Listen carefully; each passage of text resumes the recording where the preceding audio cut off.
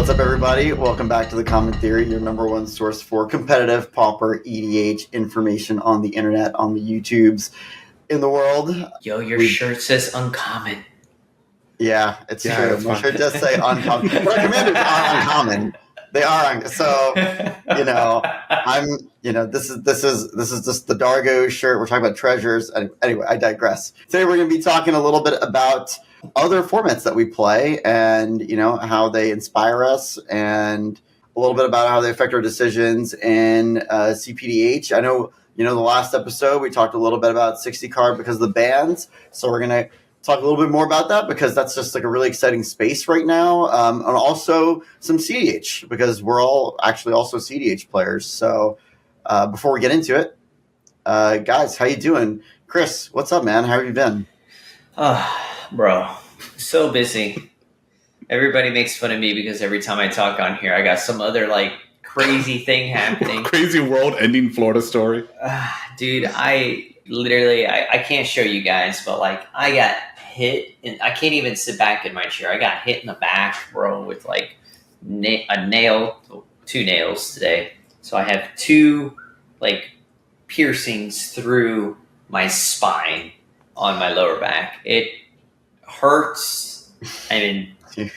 Tons of pain. For those of you guys out there who are watching, Chris showed us his back wound before. Yeah, it's pretty gross. Dude, it literally looks like the biggest fucking vampire flew into your room while you were sleeping. I'm just like, this back right here is totally done. Yeah. And just the biggest fangs I've ever seen into your lower back. Yeah, it is not fun. So if this is a little bit shorter one, you guys, my apologies. Or they could keep talking while I go lay on my face and get my ice back because this shit hurts, to say the least. Take care of yourself, bud. But I'm down to talk about some CDH, some CPDH, and some 60 card because I love me all of it and some 60 card. Hell yeah. That's what's up. Franklin, Have you been, man?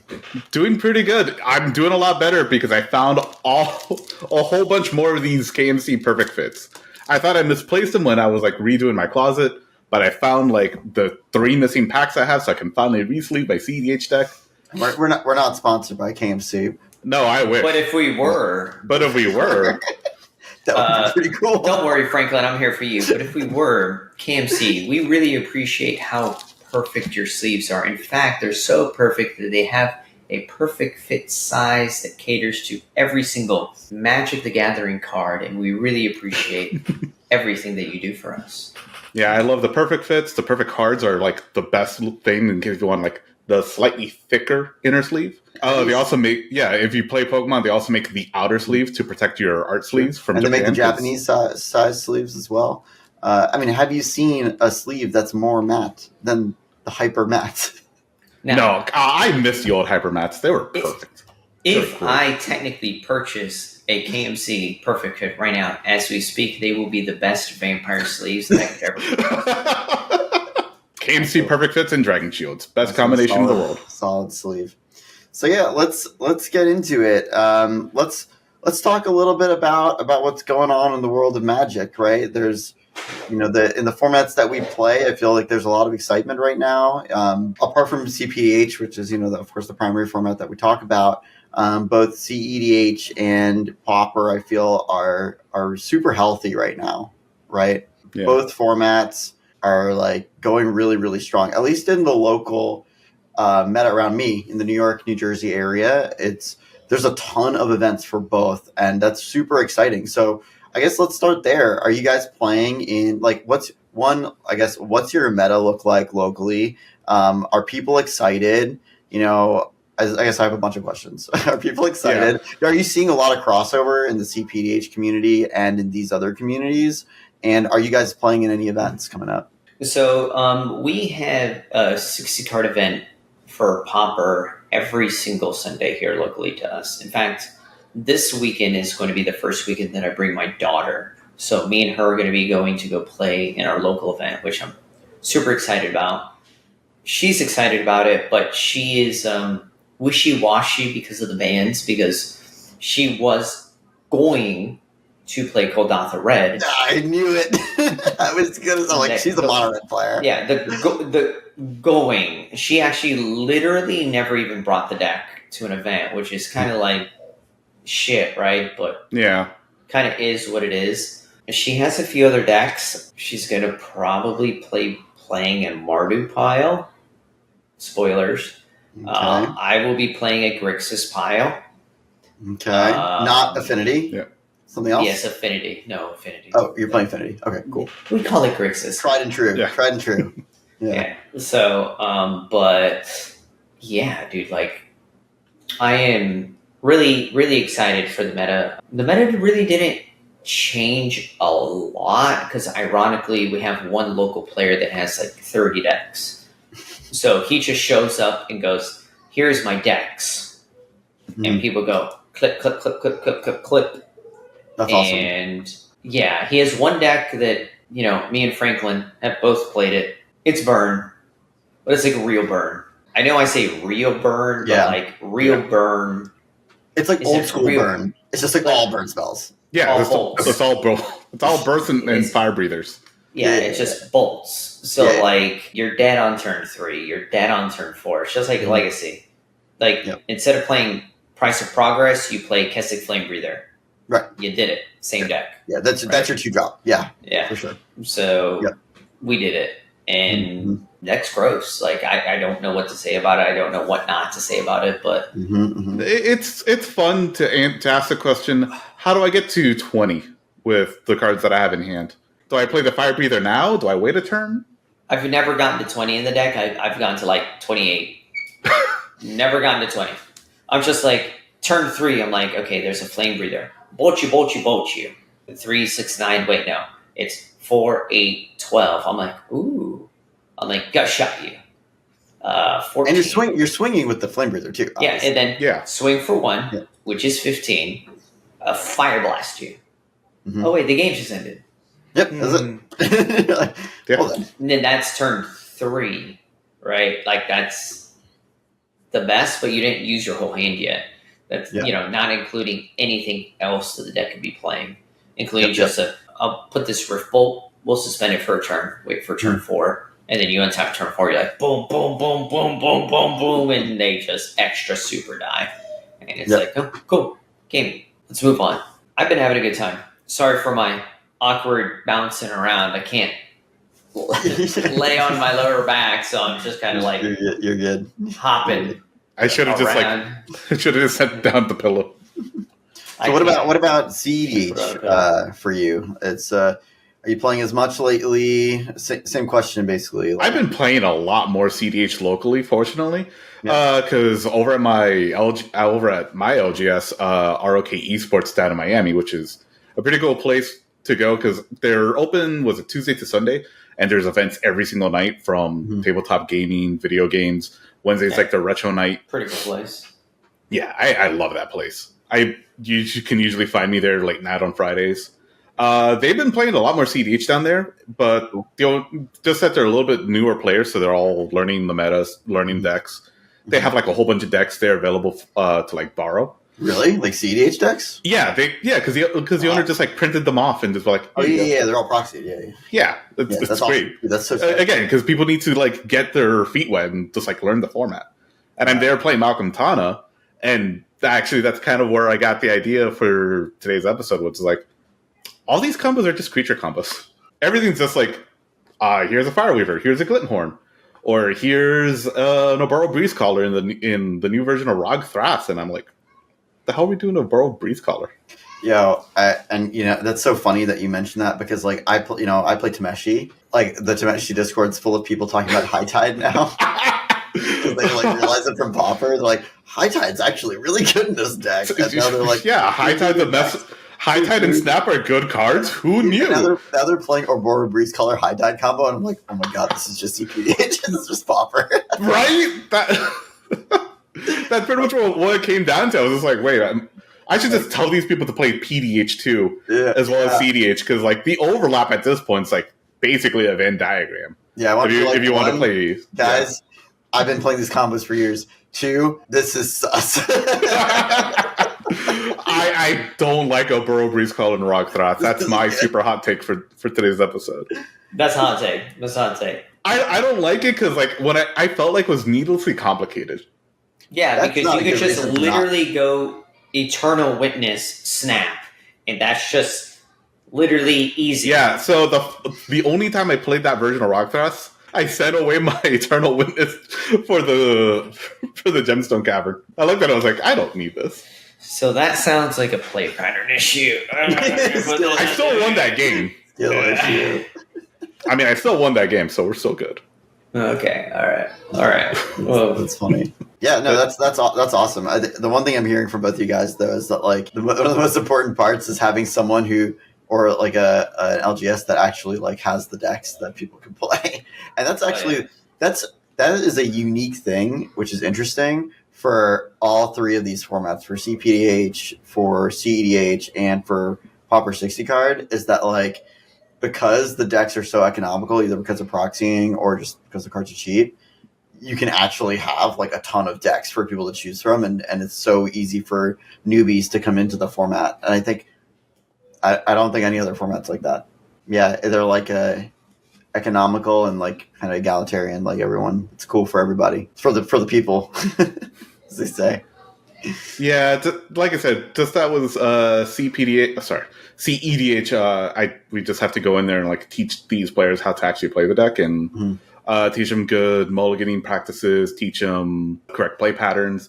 Because like the early weeks, they were saying, I was like, oh, should we just ask for a draw here? I'm like, no, just play to win. Like, just don't care about the draw, just win. I'm curious about your guys' deck choices. Do your deck choices in these other formats, do they mirror your deck choices in CPDH? Like, oh God, no. Yeah, like, definitely no. Well, what's interesting is because you said like your daughter. I know she's a Dargo player, and she's playing. And I would have guessed right off the bat that she's going to play Kuldoth like mono red in 60 card, and lo and behold. Well, just because it's mono red doesn't necessarily mean that it is mono red. Does that make sense? So, for instance, right? Let's take your example. So, what do you think she plays? So, we all know that she plays Muxus, but what other deck do you think she plays in CEDH? Like her competitive deck. Interesting question. I know like she likes to go fast and hard, so I'm gonna guess maybe Winota. No. Okay. It's mono red. Oh, another mono red deck. Another mono red deck. I mean, Magda. Magda isn't fast and hard. Yeah, that's true. It's not. I didn't say it wasn't Magda, but Magda isn't fast and hard. It's true. It's not. Well, you're right with Magda. It's Magda. Oh, it is Magda. Okay, but it's Magda. Not like it. Yeah. But Magda isn't fast and hard. Magda is like a slow stack. Which is why I guessed Winota at first. Yeah. So she also, I just finished actually buying a bunch of pieces for Magda. It comes up actually this week, and so she's learning to play it. But it's a different play pattern, but it's mono red. Yeah, so she's learning how to go through like all the logistics right now with the deck, and it's not bad actually. Today is the day in the past, which is not the future. We will be playing in the future this Friday with a bunch of us, and she'll be playtesting it and seeing how it functions. So she'll be doing a lot of playtest games with it because she really wants to learn like the different lines, because like the Masswin Nexus line and Microsoft Lattice is like really interesting for her because she really likes the fact that she can just lock players completely out of the game, which is, I don't know, it's pretty cool. Like and totally different, right? Yeah, it's like it's completely different. Pretty hardcore stacks deck. Yeah, exactly. Yeah, that's like new ground for her. It's awesome. Yep. What about you guys? Like, do you see that like I guess one, do you feel like your deck choices reflect each other, or if not, do you is there like a thread that you can kind of see between your decks that's like, I like decks that do this, and therefore these are the decks that I play, and even though it's not obvious, there's like that's like the part of me that's in there. Adaptive for me. Yeah, I'd say just decks that are fairly linear and just win. Chris, tell me about when you say adaptive. Like, what do you mean? Like the decks that I like to play the most is like Malcolm Kedis, Horde Shadow Spinner. I like a deck that could change its play pattern on the fly. So, for instance, I play 4C. I play Timna Thrasios. But I actually play Timna Thrasios Nas. And so the reason I play with Nas is because a lot of people are like, oh, well, it's just like a creature value, it's this and that. But the problem is that even during creature value, you're playing these like better cards. You don't outvalue your opponent if they play an early Ristic and or a One Ring and or a Mystic Remora, so on and so forth. One of these like draw engines, right? So the way I'm able to get over top of them is through a Nas, right? End of turn Nas. They don't counter it. I'm able to reload, go over top of them. If they counter it, I untap, I show them Thoracle, they have to fight me again. So I'm able to continue to apply pressure in different ways through the Nas package. So I like decks that can pivot. It's always been my cup of tea, which I think you guys out there know. I don't play very many linear decks. Like Scholar is, I think, the only true linear deck I play. I've played Hollow Marauder. I've played some decks like that. Don't really care for Hollow Marauder. Don't really care for a few of the others. But like linear-wise, Scholar is my favorite on that side of the spectrum. Abdel Black, I love. Gut Leader, I love, right? Dargo Kedis, it's my baby, but I don't truly play it as often. That's just my daughter's cup of tea. That's her pride and joy. So That makes sense. What about 60 card? Do you also play adaptive decks in 60 card? 110%. Boris Bully is my that's my pet deck. It's almost all foiled out. I need 3 more prismatic streams. Oh my god. Yeah, good luck with that. Last 3 cards I am missing. I don't like Delver. I have Delver. I don't like Delver because it doesn't pivot. It doesn't adapt. It's very single track. Does the thing, or you die. It doesn't do the thing. Yeah, exactly. I like Affinity because it's able to do that. Recently, I enjoy Mardu because it does literally. I can adapt to my play patterns. So it's I like Affinity. If I was going to go to a tournament tomorrow, I would be playing Sneaky Snacker Affinity. I dig that. Yeah, I personally love Sneaky Snacker. I think it's one of the best cards printed in MH3. Yeah, I completely agree. It's an awesome card. Yep. One of the decks that I play a lot is Dimir Snacker, and the card's the house. Yeah, that's part of the reasons why I wanted to play Dredge at first. Because it was like, I can just fake this looting and bring this thing back multiple times. Okay. Yep. No, Pauper Dredge. That's what I said. Yeah. The red Dredge. Yeah. The red Dredge, not Golgari Dredge. Yeah, that was like, that seemed super fun, and then I built it and I was like, this deck sucks. It's just glass. You were right. It's glass. It's a glass cannon. And that's like a deck, once again, we're talking about decks that pivot, right? That can't pivot for the freaking damn. No, and that's totally fine with me. All I wanted to do was go the play pattern of bring back my Molten Gatekeeper, draw 2 more cards, bring back the Sneaky Snackers, hit my opponent for 3, sacrifice all of them for Dredge Return, and get back the Lotleth Giant. I just wanted to play Yu-Gi-Oh! And Pauper. It's one of the decks of all time. I mean, if you love gambling, if you're a Croc player, you might love that deck. You do get to play a set of Burning Inquiries, for better or worse. Yes, okay. I was not on the bandwagon until you said Burning Inquiry. That card can either absolutely win you the game with just 1 card, which is just feels so busted, or it can absolutely just lose you the game. No. Well, I like Him to Torok. What if we just played crazier Him to Torok?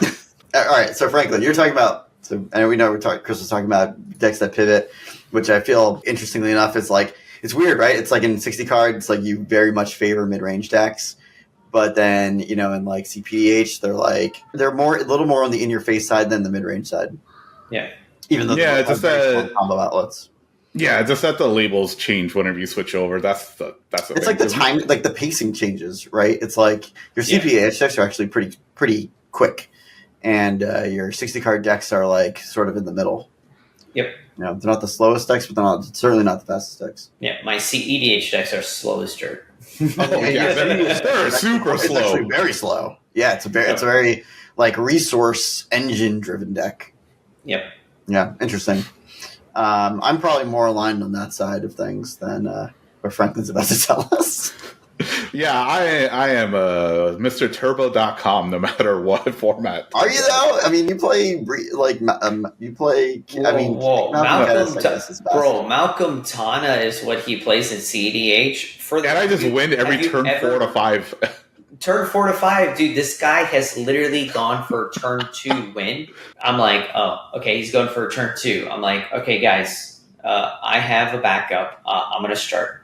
Force of will you? He's like, response, counter you back, and I'm like, okay, China, counter. He goes, counter you back. He's like, counter you back, and I'm like, interesting. Counter you back again, Franklin. And he goes, interesting. Counter you back again. I'm like, what the fuck? I'm like, what the fuck? Like, how do you have? Oh, I'm like, okay, all right, China. Do you have anything else? He's like, no, I don't have shit. I'm like, all right. Here's our last choice. Flush to storm you, Franklin. There's no way you could stop this. He goes, my workshop. Luster storm you back. I'm like, what the? I'm like, what the? I'm like, what is happening? He's like, and I still have one card in hand. I'm like, how did you do this, Franklin? Like, how do you draw like that? And like all of us are scooping up his cards, and he's like, move to combat. We're like, we're dead, Franklin. We're dead. Like we get it. Like I still have to say it anyway. We get it. Like Jesus. Yeah, like I said, this Malcolm Tana has been treating me well. This Malcolm decks in general have been treating me very well. Actually, it's pretty funny because in CPDH, how I play Malcolm lately is just how Gator plays it, just super slow. I'm gonna swing in with Malcolm, make my 3 treasures, pass. That is the right way to play Malcolm for those listening. Actually, though. Yeah, that's actually how you play that card. Yeah, because it's like all I'm going to do is hoard my resources. You guys can go fight and do whatever you want. If you want to try to win, I don't care. I was not meant to win this game. That's exactly how you play that game. Yeah, it's funny how you say that too, because like I'm noticing so much more. Like that's a play pattern that we've known in CPDH for a long time. We know it's a winning play pattern. You know, it's like especially if you're playing decks with very strong, resilient combo outlets. Like the whole biding your time and then just exploding out of nowhere is like how you win games, right? That's been my favorite thing. That's what I loved about Jund Dargo before the bans. And you know, I'm seeing that play pattern so much more in CDH lately because of the Ristic sort of, you know, have massive hands, like gain a lot of cards, meta. Everyone just like either sandbags forever or like they're playing like way less interaction than. Oh, they do. It's the funny. That's part of why I love Malcolm Tana. I only have to fight for one spell. Mm-hmm. It's whatever spell gets Glinthorn Buccaneer on the board. It's either Glinthorn itself, the tutor for Glinthorn, or like finale battle? Was it Invasion of Ikoria or the new one, Nature's Rhythm? Yep. It's like I only have to fight for one spell, and that's it. Yeah, I mean, in the Ristic meta, you know, being the table police almost never pays off. So no, because you're burning too many resources. So it's funny you bring that up, actually. Like, so the resources thing, the table police is actually it is very difficult for me to try to find a position to sit. Draw a Gator like one of his French girls now. Yeah, I'm trying, bro. I'm doing. I got one of these. Like, yeah, there we go, boys. All right, you know, I'm just gonna sit over here. I'm gonna look at my. Oh no! I think I'm extra super nerd now. What did you pick up? Oh hell yeah! Oh, it's just a TIE Interceptor. Okay. Dude, that thing is awesome. That's so sweet. Yeah, but I Interceptor. Yeah, I like cold weather, bro. Super cool. No, I like cold weather. Oh, sick. Oh, nice. I do like those Fang fighters. Oh yeah, dude, dude, it's so sick. Oh, dude, he's so badass. He's got the whole scope and everything. Like, it's awesome.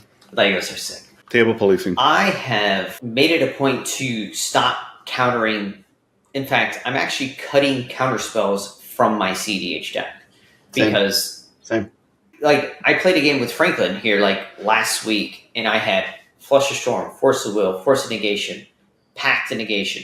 I'm just sitting here with a full grip, and then he tried to win, and I was like, I could counter him.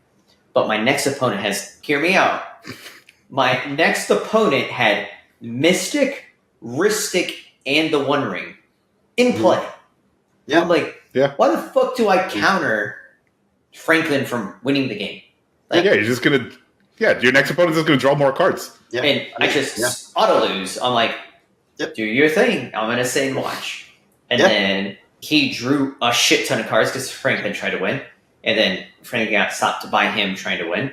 He went to his turn. He couldn't win. I had to cast nothing. My daughter one-shotted him off the table. And I was like, I still have a grip of counter spells. Can't beat a bunch of creatures on my daughter's side of the table. Looked at Franklin. You can't beat her creatures either. If I stop you from winning, I just die to her. Do your thing again, Franklin. He's like, I can't do anything though. Offer the draw. Yeah, bro.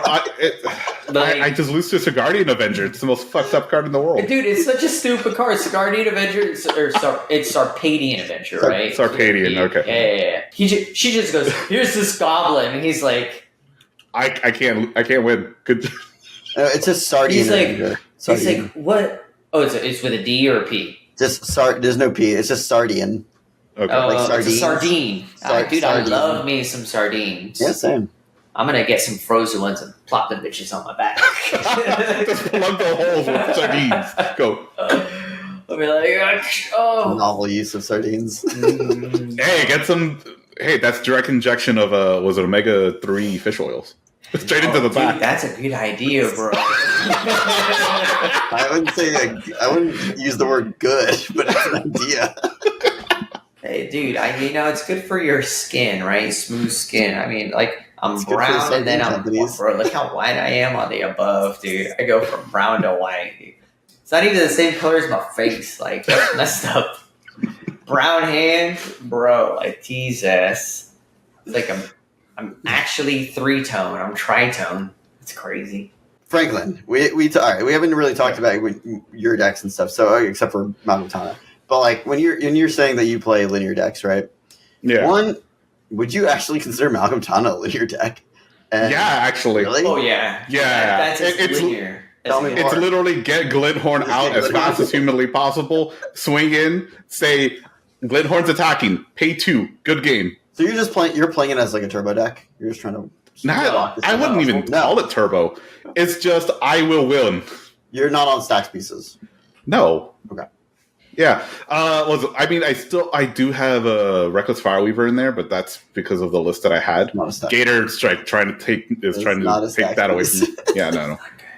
It's bad.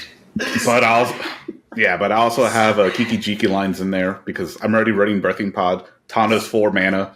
It just works. Just auto See, wins. you're why I play Containment Priest. I kind of wish that I had Displacer Kitten because I do love me E-Wit Displacer Kitten loops, but also don't have Lotus Petal, so the whole loop doesn't work. Makes sense. Does it not? No, because I need I need to crack the Lotus Petal to pay for the bolt. Oh, okay. You're talking about bolting. Okay. Yeah. Don't you have Snap? I do. You can loop that. Yeah, so then you're fine. Oh, okay. Snap, E-Witness, Cradle. It still needs to filter into red. No, Cradle, Witness, Witness, get back ball. 2 lands. Yeah, Oh, yeah. You just untap your whatever red source. Yeah. Yeah, you're, that's fair. You're volcanic, whatever the fuck, and you make infinite mana of all your colors. All right, yeah, then I exit. I don't want to put Displacer Kitten in the deck. It's already too clunky. No, I think that's not with Displacer Kitten. That's just Snap and You Witness. literally don't need Displacer Kit. But Snap, Okay. Witness. Witness. That's That's it. it. Mana. Yeah. All right, well then it's already in the deck, so I'm good. Great. He did it. Again, that's my monkey brain. I just want to go Glenhorn and go, I'm going to win. You broke Eternal Witness and Guy's Cradle. Yeah, because Gator see me play Jund Dargo. That's like the most non-linear deck I've played. And even then, it's just like get Razaketh out as soon as humanly possible. Yeah, like it's the non-linear part of that deck is, do I get Jeweled Lotus back in the day, or do I get LED? Or do I just win off of was Burnt Offering instead? Yeah. Which one of these cards did I not use yet? And do I have to go grab was a Defense Grid along the way? Yeah. Defense Grid has become a lot better in the new meta. I haven't seen it around, which is weird. Yeah, it's people got a are lot playing it better, more. dude. It's in They mod, weren't, and now it's no, back. It was off. People were off of it, and now they're back on it. Okay. Turns out that silences are good. Speaking of silences, Voice of Victory is really was a super fucked up card. I'm like a little upset that card was printed. I think most people are upset that. I mean, it's like it's reinforcing play patterns that are shitty, and also it's like one more reason why everyone should just be on Tymna. Yeah, that's why I'm going to build Zargo Tymna. Why aren't you on Tymna? I know I am. I'm going to be. I'm pivoting my Krark Silas list to Tymna's Krark because it's just honestly better now. Oh, okay, good. Yeah, I thought this was a competitive podcast. Yeah. Oh, we're supposed to be playing Tymnas. I mean, we should all be playing Tymna. I mean, Tymnas or Malcolms. You have the real choice right here, ROG. It's only a matter of time. Let me show you the real commander of the format. Let's see if Rohan agrees. This is the real commander of CEDH. Does blue? It's blue. Just blue. Actually, I don't know, man. Stocks in blue are going down. I mean, of course, Ristic Mystic is broken as hell. But like we were talking about, counterspells, right? Like, not as good in the Ristic Mystic meta. Yeah, like I've always been away from Force of Negation. I never liked that card. Wait. You just said counterspells are going down in the Ristic Mystic meta. No, that's what I'm saying. Ristic Mystic are incredibly busted. Obviously, the best cards in CDH for sure. I think if you're not playing blue, you're doing it wrong. That's my opinion in CDH. I disagree. So, what color do you think could beat blue in CDH? Yeah, I mean, overall, you're right that blue is important to be the best deck possible. Sure.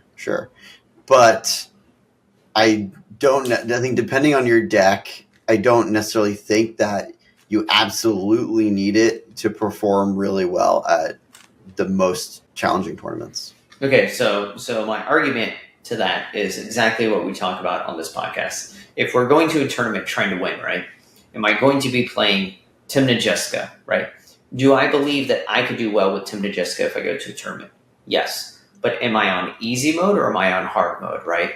I'm going to be playing on fucking extra hard mode. Yeah, but it's because Jessica is the weakest link there. Yeah, no, to be fair... He'll still end up playing Bomberman. Tymna Krark instead, and like, dude, that shit is wildly busted. Wildly busted. Yeah, I think I'd rather just play Tymna Dargo. I could flip wrong, though, right? And then just lose to myself, right?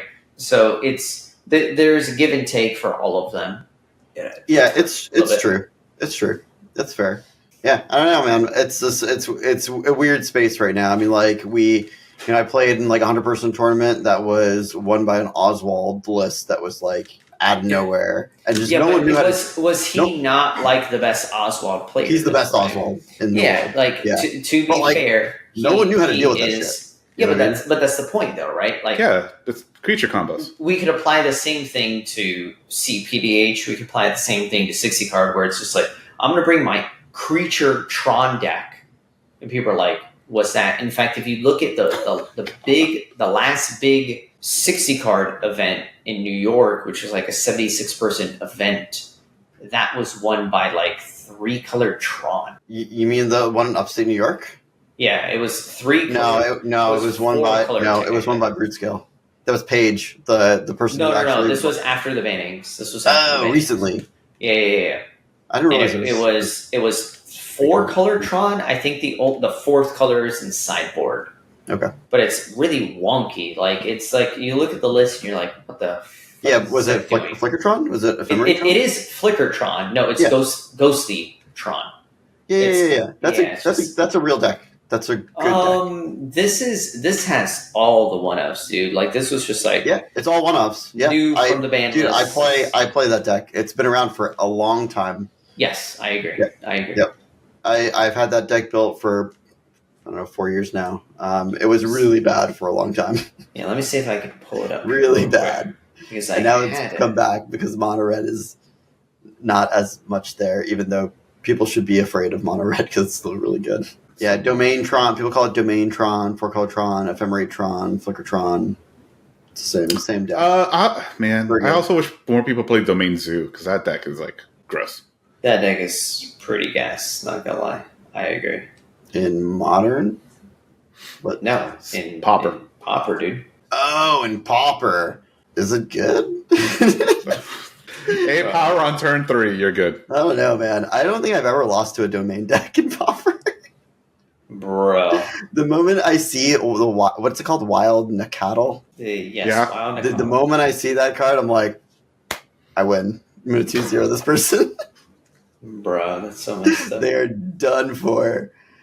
Yeah, I actually literally don't think I've ever lost to that deck. The one deck that I am a little scared of, depending on what deck I play, though, that's like a heavily sus deck that's sometimes like crazy strong, is Slivers. Is what? Slivers. Oh, Sometimes bro. Slivers is really, really good. Like when it's good, it's crazy good. But Dude. but when it's bad, it's so horrible. Dude, we have a local Sliver player. Is it Yami? It is Yami, and I helped him build the deck. Dude, is it gasoline? It is white and green. Yes. That deck is so stupid. It's like big Yes, it is. elves. Like Yes. it's like Lord, untap, Lord, untap, Lord, attack, and you're like, take it. Mhm. How much is it? 18. You're like, what the fuck, 18? Why is this 18? Why are you attacking me? Yeah, I need to update mine with some malevolent rumbles.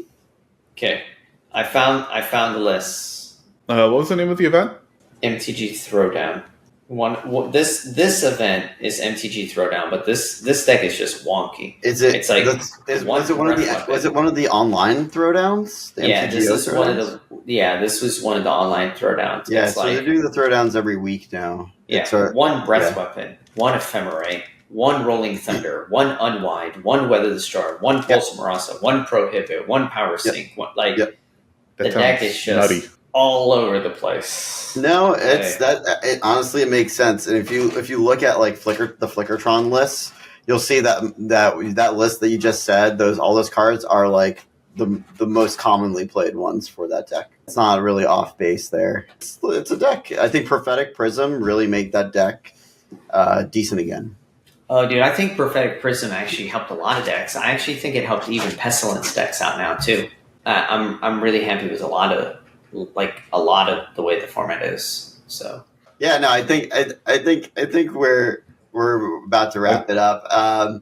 Suffice to say, we're all super excited about all the different formats right now.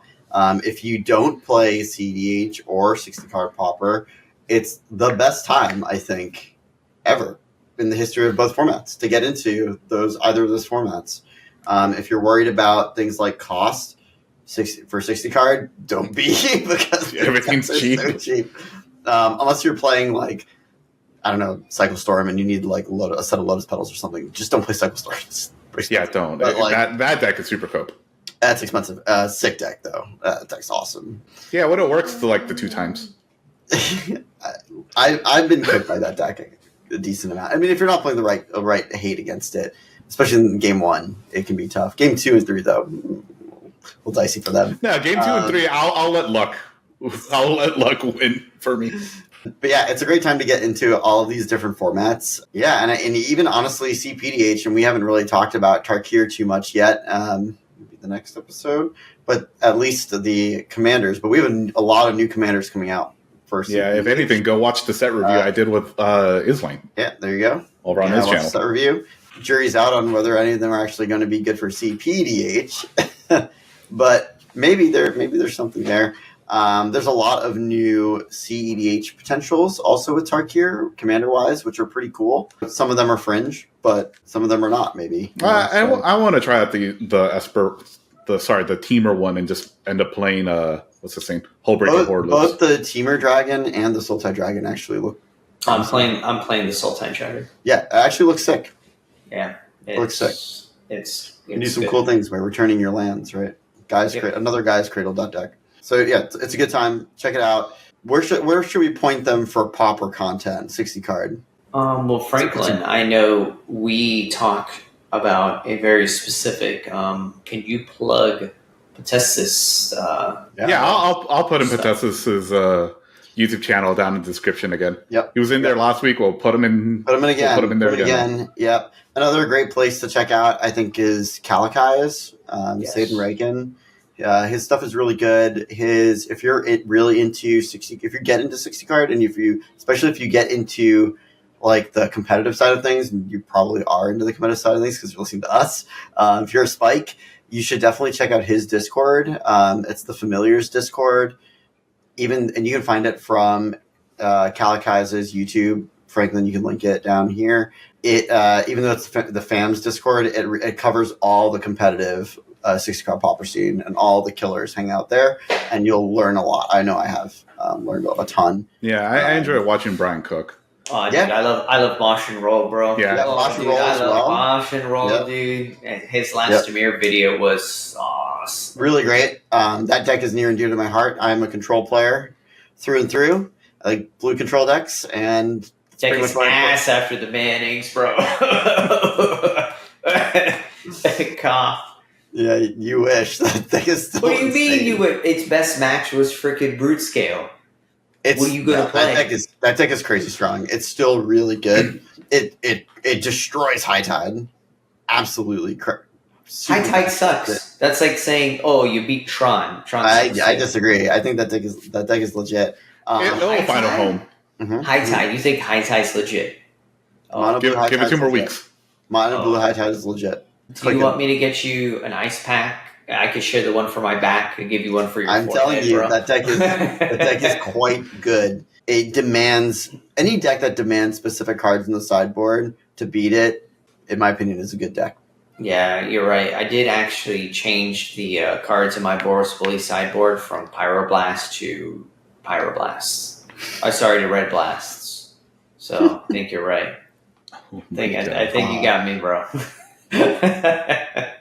But yeah, no, Dimir Snacker is still a top tier deck. Mm-hmm. I still think Grix's Snacker will be good. You'll be fine. Grix's Snacker is totally different than Dimir Snacker. I think Dimir Snacker is just gone. I think that deck is off the map. I don't think so, man. We'll see. I'll play. I'll test your theory. We'll have a game night over on the channel. You bring that deck. I'll bring 20 decks and see which one of the 20 you can beat me with. We'll do boards too. Okay. We'll just send it through the gauntlet. Bro. It does die to Ponza, though. Bro, I wouldn't even play that jank. Ponza, let me see. Look, this is the first deck I could reach right here. Let's see what this is. Yeah, I'm going to just reach over to the first deck. Ponza's Let's really good. See what this is. That's Boggles for sure. This is Boggles for sure. Okay, let's see. Yeah. Boarding Party. Oh, yeah, that's Boggles. Yeah, still Boggles. Wild Growth. Utopia Sprawl. Landward Visionary. Eldrazi's. More Eldrazi's. More Cascades. Yeah, exactly. Boggles. Where the hell is the Chrysalis in here? I thought this actually... Oh, you already passed through them. Oh, I passed the Chrysalis. Okay. Okay, I guess you just swapped out the sleeves. All right. Anyways, and for places to go for CDH, check out Ken Bauman. He's a great person to check out on YouTube. He also has a site for learning CDH. I think it's learning.cdh. He's a part of that crew who set that site up. He also has another site as well. I don't remember the name of it, but we'll link it in the YouTube description. I think it's cedh.guide. cedh.guide. That is Ken's website. It has tutorials. It teaches you the meta. It tells you what... Oh, that's right. It had that quiz in it has a quiz, so you can figure out maybe what deck you might be interested in playing. He's also known as the Kark Sakashima guy, and he was also in some 90s teen heartthrob TV show. Wasn't that one movie you did, Rohan, that you said we weren't allowed to talk about back in high school? Yeah. Another great content creator for CDH is also Bosch and Roll. Yes. Whenever he does CDH. He does all of it, dude. He's awesome. There's also Play to Win, where you hang out in their server every once in a while. Yeah. Speaking of servers, if you've been here this long, come join our Discord server. We yap a lot in the mornings.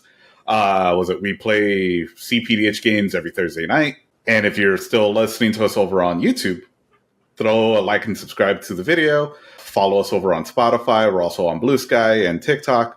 And with that, everyone, thank you so much for joining. Support us over on Patreon and YouTube channel member. thank you so much. Enjoy the pre-show, too, if you get to join us. And with that, have a great week, everyone. Thank you for watching. And if you want to support the channel, please subscribe and join the Discord in our link below. And become a member over on our Patreon. Shout out to all of our patrons: Eric, Cobraman, Aaron, Dax, Devin, NYC Burrito, Little Rat Lotad, Frank, Scoob, HZ, and Too Much Do. Thank you for all of your support.